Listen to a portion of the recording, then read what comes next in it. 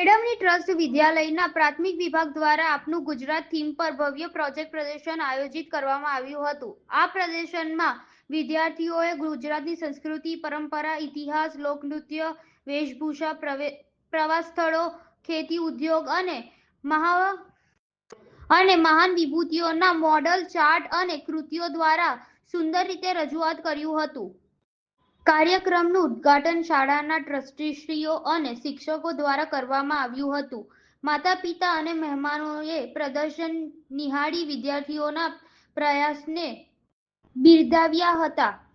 આવા કાર્યક્રમો દ્વારા વિદ્યાર્થીઓમાં દેશપ્રેમ અને જ્ઞાન વૃદ્ધિ થાય છે।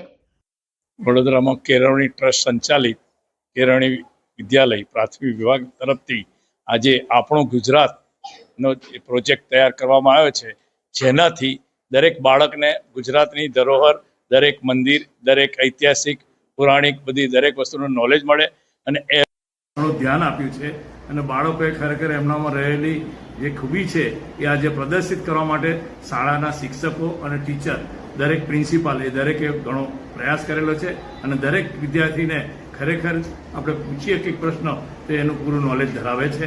એ ખરેખર આનંદની વાત। ये हमारी केळवनी ट्रस्ट विद्यालय प्राथमिक विभाग शाला है। उसमें हमने आज गुजरात अपनों गुजरात थीम पर हमने आज प्रोजेक्ट प्रदर्शन किया है। उस प्रोजेक्ट प्रदर्शन का उद्घाटन हमारी शाला के ट्रस्ट केळवनी ट्रस्ट बड़ौदा के प्रमुख श्री डॉक्टर पुष्पाबेन एन पटेल द्वारा आयोजित उद्घाटन किया गया था और उसमें हमारे सेक्रेटरी श्री सुरेंद्र भाई सर, महिला महाविद्यालय के principal Joshi sir, commerce college के प्रिंसिपल एंड एडमिनिस्ट्रेटर हमारी शाला के डॉक्टर चार्मीबेन गांधी और हमारी संस्था के और आचार्य श्री भी उपस्थित थे।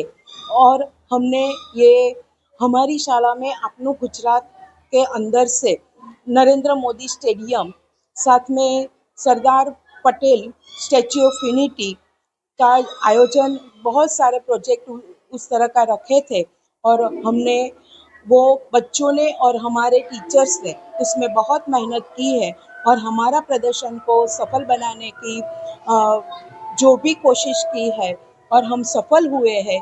इसीलिए मैं हमारे किन्नरी जानी सभी टीचर्स और विद्यार्थियों को आभार व्यक्त करती हूँ।